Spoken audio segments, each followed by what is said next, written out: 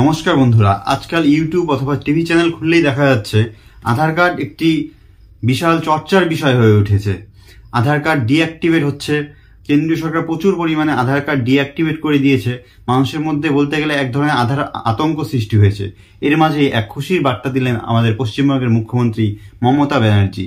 পশ্চিমবঙ্গবাসীদের মধ্যে যাদের আধার card deactivate করে দেওয়া হয়েছে তারা কোনো প্রকার সরকারি সুযোগ সুবিধার থেকে যেন বঞ্চিত না হয়, সেজন্য আমাদের মুখ্যমন্ত্রী মমতা বন্দ্যোপাধ্যায় এক পোর্টাল খুলেছেন, যে পোর্টালের মাধ্যমে যেই ব্যক্তির আধার কার্ড ডিঅ্যাক্টিভেট করা হয়েছে তার সম্পূর্ণ ডিটেলস দিয়ে ফর্ম সাবমিট করলে মমতা ব্যানার্জি সেই পোর্টালের মাধ্যমে তার আধার কার্ডটি অ্যাক্টিভ করে দিবেন এবং তিনি যেন সকল প্রকার সরকারি সুযোগ সুবিধা পায় সেটা দেখবেন।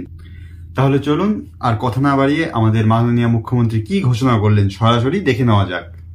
আধার সমস্যার portal of Government of West Bengal will start from tomorrow.